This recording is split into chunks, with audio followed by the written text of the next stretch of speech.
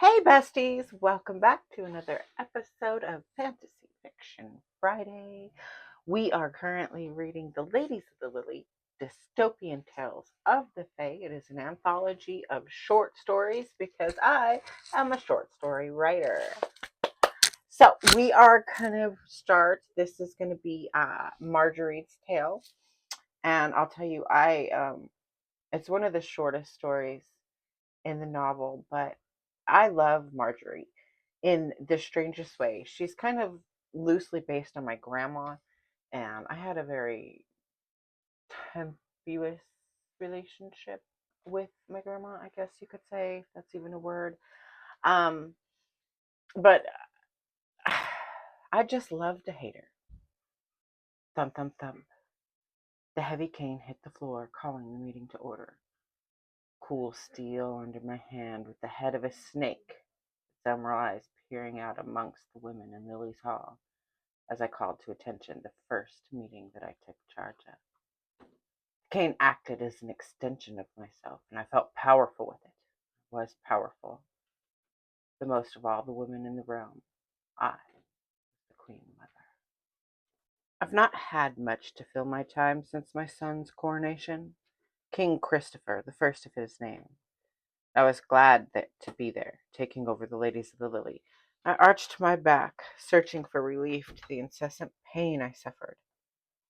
It had been better since I started using the cane, but nothing ended the suffering. There was only momentary relief. There are only 4 of you, Thump, I asked. And out of the 4 women who sat before me, not one bothered to stand, as was customary for a royal member of the court. When I was queen, they would all kneel at my feet. Now so much as a stand in my presence, I tisked. The insolence of these entitled young women. I'll put an end to that. We are a highly exclusive club. The girl who dared speak directly to me was a lovely little thing, pinks and blues and the lightest hues, and believe she had told me her name, not that it mattered. When would I, the Queen Mother, address these women so informally? She slumped as she sat with her legs crossed at the knees. Disgusting behavior, something I must fix. There's a fine line between exclusive and pointless, my dear. My response was directed at the small gathering, not only her. Clearly, our first order of business will be gaining more members, and each of you will be expected to bring me a list of names. Your sisters, your cousins, your neighbors, any woman of good blood and upstanding bringing. I shall interview each and expedite those I find worthy to the king for acceptance. Now that we have addressed that matter, tell me, is that how you conduct yourselves at these meetings? When we're not planning ceremonies, Your Highness, we read. She was a bit taller than I and a woman of great beauty. She rose to hand me a book. Its cover was decorated with gold lettering with a rose hand-painted on it. Wallflower, it read. I skimmed through the page as the women began to talk of what they had read the week before. Giggles and smirks rang through the air, causing my head to ache. Clutching my pearls at the words I found on the page, I demanded for the ladies, if one could call them that, to stop with haste. Heaving bosoms and type. Who writes such trash? They should lose their heads. How many books are written with such trash? I demanded. Rosemary, the taller woman, a woman of prominence nearing my age, pointed to the bookshelves lining the room. All of them? There must have been at least 100 titles there, all filled with unspeakable acts only married women should commit to never take enjoyment in. The women were clearly in desperate need of my help, my tutelage. Only sex workers and savages would read such filth, I declared. My disgust was apparent on my face. My eyes narrowed to slits, and my mouth to a thin, straight line. Not in all of my 70 years of life had I read anything in as poor a state as that smut Leaving the meeting with Rochester at my side, he had been my loyal assistant since I was married at the ripe age of 16. He had stood with me at my coronation when I was a mere 20, and he remained my loyal assistant and confidant since my son had become king. I trusted him with my life, with good reason. Rochester, we spoke as he walked me down the hall to my room. I need a large hole dug outside the courtyard. At the next meeting, I will require 4 strong men and a barrel. As I commanded, it was made so without question, as it should be, as it always had been. I may not be queen any longer, but I still outranked most, and my title as Queen Mother commanded respect and obedience, and I would tolerate nothing less. The following meeting, we took a field trip outside. After filling the barrel with books that had lined the walls of Lily's hall, we went to the garden.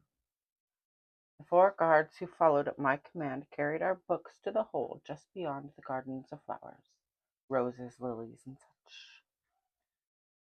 The ladies took turns throwing the books into the pre-dug hole. One at a time, I watched. I then set fire to the lot, rubbing my hands together with pride as the fire burned hot and the flames grew over our heads. Cover the ash and the remnants, I commanded the 4 guards as we entered the realm of the great oak. And that took care of one thing. On to the next. The ladies had each brought me a list of friends and family. It took me most a fortnight to interview the nearly 50 applications. They had done pretty well indeed.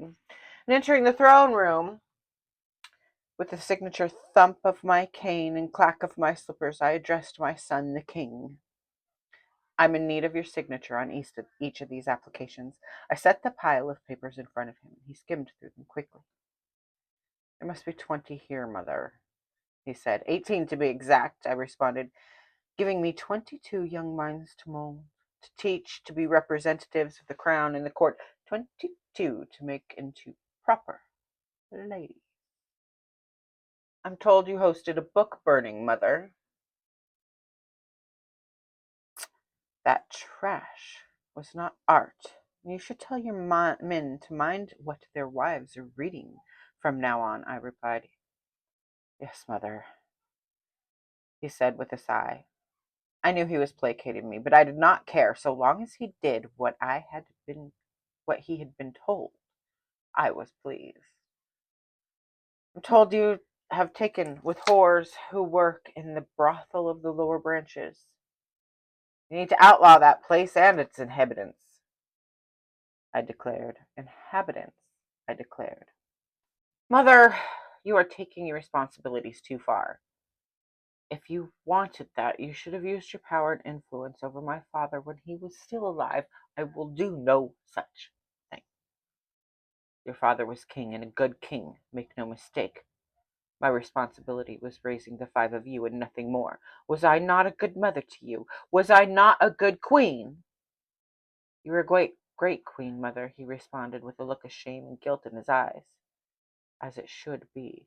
Children, no matter their age or station, should respect not their mother, as we know best. I had the books replaced with academic books, and I began my lessons to the ladies, or so they will become, beginning with our next meeting, I explained. The ladies should always hold their heads high. With perfect posture, I began the meeting. We would spend many meetings with books on their heads, 3 at most, 3 at least, sitting, standing, walking, not letting a single fall. We crossed our legs at the ankles with knees closed. A lady never opens her legs. And with that, a true lady does not take flight, allowing men to look up one's skirt. It's distracting and invites illicit thoughts. The men need to keep their thoughts on running the courts, providing, protecting. A lady would never get in the way of that. Thump, thump, thump. Keeping these ladies' attention was no easy feat, yet I would prevent it.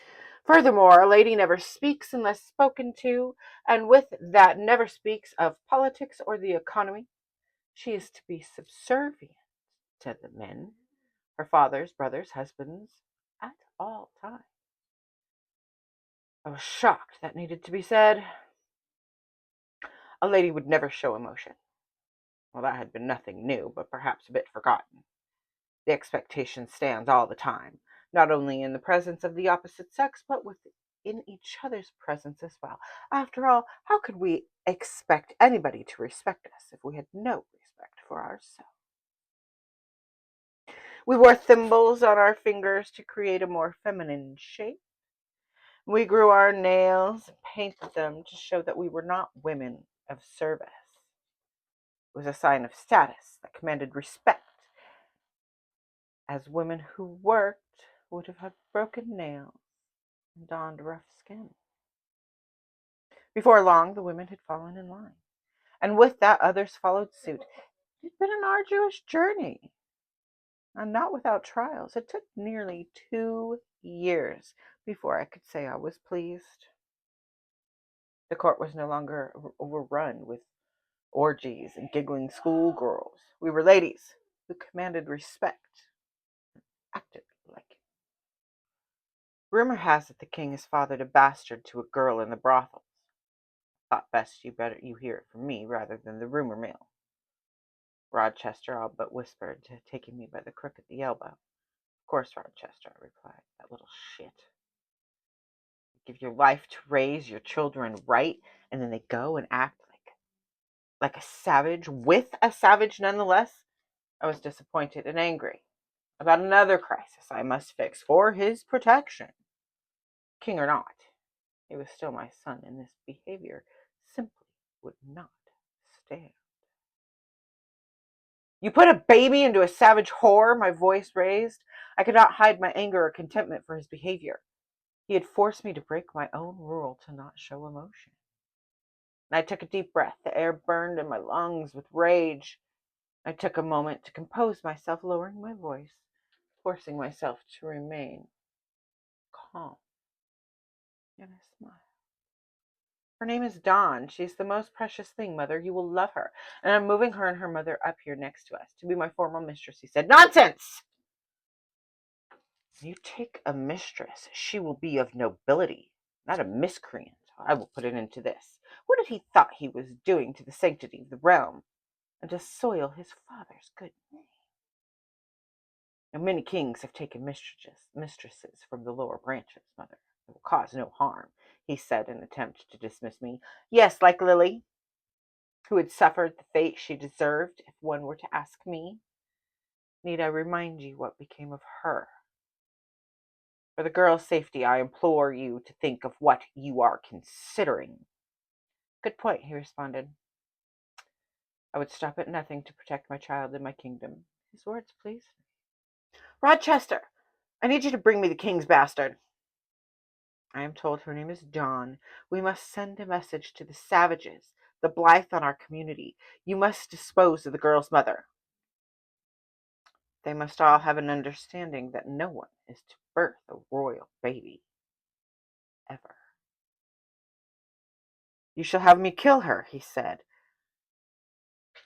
Not once in the many years had he served me, had he questioned me. Have I not made myself clear? I slammed the tip of my cane on the ground, and it reverberated, its gleaming eyes demanding for Rochester to shut up and do as he was told. He did. The baby was indeed, as the king said, the sweetest thing, with chubby little cheeks and crystal blue eyes. She cooed, and I played with her. I adored her just as he said I would. My son knew me all too well. So I called for a meeting with the new queen, who had had 2 children of her own, Bernard III and Bernice. Your nursery will welcome another girl, and you will raise her as your own. She is to be called Christina. I will never hear of the name Dawn again. Yes, ma'am.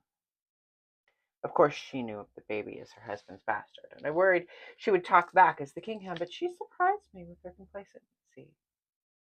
I had taught her right when I raised her from a young age, arranged to be married to my son, and one day take my place as queen. How shall I address the rumors of who she is? Assuredly the lower branches know, and they speak of her and her mother already, she asked. Good, I thought. They should all know. They should all live in fear, as so no one would dare step out of line or go against the crown. Let them speak. They do not have the intelligence to hold information for long. Let the rumors go. Don't address them. Raise her as your own. None of the nobility dare question to do it. And so they would not dare question you or the king, I replied. I took a pause. Yes, it was genius. I knew how to solidify her name without question and explain her presence. It was perfect. Unless we announce her as Bernard's arranged in marriage, being raised in the ways of royalty to become the next queen. He's her brother, the queen protested, a look of disgust on her face. Did you give birth to her? Christopher will need to approve it. Appointing a position above my title, she lowered her face and her voice. Much better, I thought. You will have to convince him. He's not speaking with me as of late. He had been angry about my actions concerning the baby's mother. He would forgive me eventually. And see that I had been right. Mother always is. He just needed to find a new lover. It wouldn't take long. Surprisingly, it did not take much for Christopher to agree with the arrangement. I should not have been surprised. I knew I raised him to see what was right, and securing the legitimacy of all the royal family, even the women, was a top priority in order to keep the throne in the bloodline. He had continued to refuse to take an audience with me, but I didn't mind. I had Christina and all of the ladies of the Lily to fill my time, and they took all of my attention. I raised Christina in my image. She never learned where she came from, and she was all the better for it. She's so diabolically evil. I love her so much. So that was Marguerite's Tale. Like I said, that is the shortest tale in the Ladies of the Lily Dystopian Tales of the Fae. Please, please, please hit that subscribe button and give me a follow, because I'm going to be coming back to you with Christina's tale. Let's see how her grandma's teachings did, shall we? And I will see you next time. I don't know if it'll be next Friday or the Friday after that or when, but it will be coming. And I will see you then. I can't wait. Remember, you are valid, you are worthy, and you are loved. Bye.